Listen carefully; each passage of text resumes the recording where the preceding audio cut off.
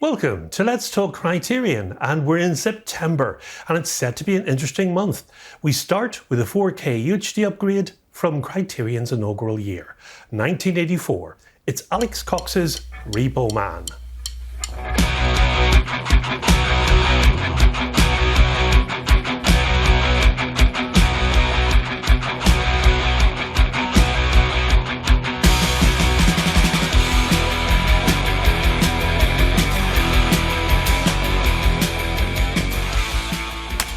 Repo Man is sort of unique, as it's a film that doesn't rest in one particular genre. It's one that combines punk teenagers, automobile repossessors, and aliens from outer space. This is the kind of movie that baffles Hollywood, because it isn't made from any known formula and doesn't follow any rules. Emilio Estevez is Otto, a punk kid fired from his job in a grocery store for being a punk kid. And to make matters worse, the girl he's interested in dumps him for another guy. With nothing to do, Otto wanders the streets of LA where he meets Bud, the great Harry Dean Stanton, who swindles him into repossessing a car. Otto does well with this task and joins Bud in his wacky team of misfit repo men.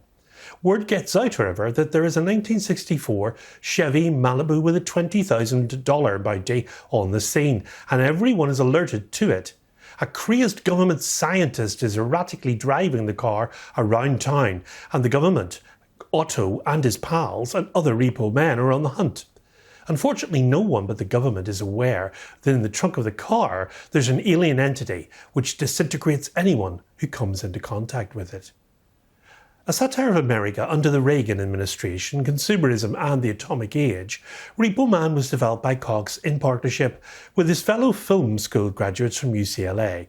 Independent producers Jonathan Wax and Peter McCarthy. His inspiration for the film came from his own experiences working with repossession agent Mark Lewis. Originally conceiving of it as a road movie, Cox reconfigured the story to take place mostly in LA to maintain its budget, and Michael Nesmith from the Monkees came on board as executive producer. Principal photography ran through summer of 1983, during which Cox encouraged improvisation from the cast. The film's ending notably differed from what had originally been written.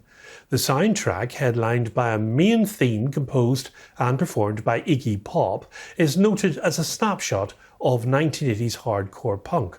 Cox wanted the music to underscore the life of Repo Men. It's no small miracle that Alex Cox's Repo Man is even on anyone's radar today, never mind the fact that the weird little movie effectively jump-started the director's career.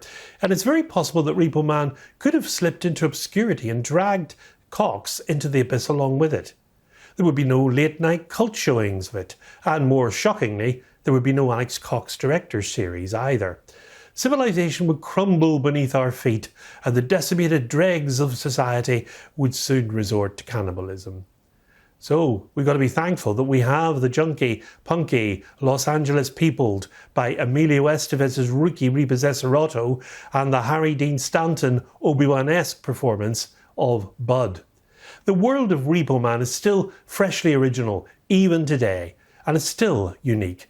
In the world where beer is labelled beer and food is labelled food, where repo agents are just car thieves that make a point of wearing seatbelts, Otto's journey is one that goes round and round in circles, and the only semblance of a plot in the film stems from the '64 Chevy Malibu, with some hot contents in the trunk. Cox was 29 when he filmed Repo Man. He had a much larger budget than he'd originally envisaged, and full control over the casting, thanks to a measure of faith by Hollywood studio executives that seems outlandish today. It opened quietly, but was pulled from theatres after a week. The soundtrack, though chock full of new American punk, made a smallish comeback in the following months, prompting an eventual re-release of Repo Man at a theatre in New York. And from there, the film grew to cult status, and it enjoys that cult status today. And this still means that Repo Man has not had nearly the effect it should have, or it could have, on modern cinema. Again, Cox's career took off in a good direction after Repo Man. He went on to get the directing gig for Sid and Nancy in 1986, a movie which was well received, and that was followed by Walker with Ed Harris in 1987. Repo Man's important because it taps into and depicts a subculture so perfectly well. The pacing is also inviting, and the tone uncondescending and brings nearly anyone along for the ride. And in spite of the weirdo silliness unfolding, simply put, we should have more movies like Repo Man. And that silliness becomes a battle cry. It becomes the entire world of the film. It becomes something that challenges us to accept it rather than pining for our approval with tired gimmicks or recognisable characters. And once we accept the challenge, we're essentially in that car with the doors locked, doing 60 down the LA River. And it helps that Repo Man is insanely quotable as well, and the running gags are so beautifully timed. What we might expect to be a sex scene is put on hold when Otto sits straight up in bed and says, "Excuse me while I fold my pants," which he does. So in honour of Repo Man, one of the leanest and meanest and most straight-up fun director debuts in modern cinema, I can only say one thing to you: let's go get sushi and not pay. Repo Man's already an existing spine in the Criterion collection, and it gets its 4K upgrade and arrives in the same digi-style packaging as before, replete with the following features. A new 4K digital restoration, approved by director Alex Cox with uncompressed mono soundtrack. One 4K UHD of the film in Dolby Vision HDR, and one Blu-ray with the film and these special features. Audio commentary featuring Cox, executive producer Michael Nesmith, casting director Victoria Thomas, and actors Cy Richardson, Xander Schloss and Del Zamora.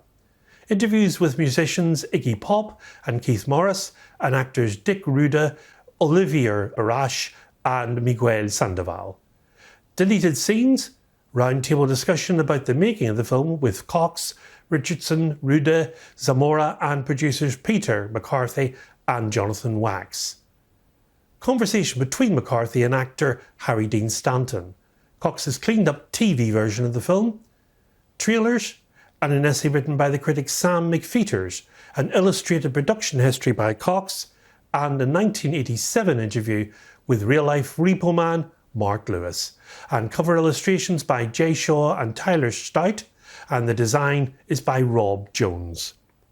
Repo Man reminds us that watching movies is a sophisticated game that mimics the way we look at reality. Repo Man from 1984 comes to the collection with a running time of 92 minutes, and it's in an aspect ratio of 185:1. That's widescreen, and it releases as a 4K UHD combo on Tuesday the 3rd of September as existing spine 654. In the next edition, we look at Andrew Haig's third film in the collection, that's The Intimate All of Us Strangers, with Andrew Scott and Paul Mescal, coming to the collection on 4K UHD. So until then, from me as always, it's goodbye, and above all, good Criterion viewing.